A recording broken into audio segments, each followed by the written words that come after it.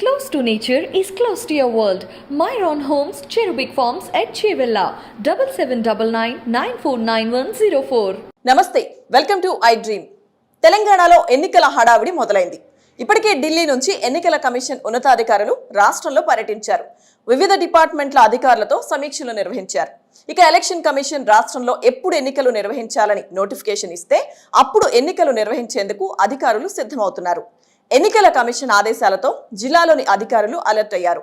ఇందులో భాగంగా ఈ ఏర్పాట్లకు సంబంధించిన పనులను ఒక్కొక్కటిగా పూర్తి చేస్తున్నారు. సెప్టెంబర్ లేదా అక్టోబర్ మధ్యలో ఎలక్షన్ నోటిఫికేషన్ వస్తుందనే ప్రచారం జరుగుతోంది. రాష్ట్ర వ్యాప్తంగా పలు జిల్లాల్లో అధికారులు కొత్త ఓటర్ల నమోదు, ఓటరు లిస్టులో మార్పులు, చేర్పులు, ఈవీఎంలు, పోలింగ్ స్టేషన్ల వద్ద తనిఖీలను ఇదివరకే ముమ్మరం చేశారు. బూత్ లెవెల్ ఆఫీసర్ల నియామకంతో పాటు శాఖల వారీగా ఆఫీసర్లు, ఉద్యోగులకు ఎన్నికల శిక్షణ దాదాపుగా పూర్తిగా వచ్చింది. అటు బూత్ల వారీగా వసతుల ఏర్పాటు ప్రక్రియ కూడా మొదలైంది. మరోవైపు కొత్త ఓటర్ల ఎన్రోల్మెంట్ జోరుగా సాగుతోంది.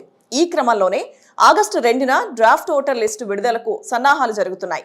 ఈ లిస్టును అన్ని గ్రామాల వారీగా పంచాయతీ ఆఫీసుల వద్ద అతికించనున్నారు. వీటి ఆధారంగా మళ్లీ అబ్జెక్షన్లు, మిస్సింగ్ నేమ్స్ తదితర వివరాలను సేకరించనున్నారు. పొలిటికల్ పార్టీలకు ఈ లిస్టును అందజేసి శని, ఆదివారాల్లో స్పెషల్ క్యాంపులు నిర్వహించనున్నారు. అనంతరం సెప్టెంబర్లో తుది ఓటరు జాబితాను విడుదల చేయనున్నారు.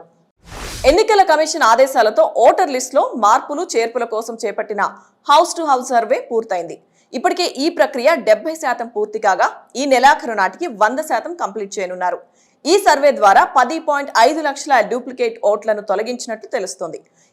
ఈవీఎంలపై ప్రజలకు అవగాహన కల్పించేందుకు ఎలక్షన్ కమిషన్ డెమాన్స్ట్రేషన్, స్టాటిక్ ఈవీఎంలను అందుబాటులోకి తీసుకురానుంది. విలేజ్ లెవెల్లో 12 కేటగిరీలకు ఉన్న వర్కర్లను బిఎల్ఓలుగా గుర్తించేందుకు చర్యలు తీసుకోగా అందులో తెలంగాణలో ఆశా కార్యకర్తలు, అంగన్వాడీలు, పంచాయతీ సెక్రటరీలు, విఓఏలను బిఎల్ఓలుగా నియమించారు. రాష్ట్ర వ్యాప్తంగా 34,867 మంది ప్రస్తుతం బిఎల్ఓలుగా పనిచేస్తుండగా వీరిలో అత్యధిక మంది అంగన్వాడీలు, ఆశా కార్యకర్తలే ఉన్నారు. ఎన్నికలకు సంబంధించిన వివరాలు గతంలో గరుడ యాప్ ద్వారా అప్డేట్ చేసేవారు. కానీ ఇప్పుడు బిఎల్ఓ యాప్ను అందుబాటులోకి తెచ్చారు.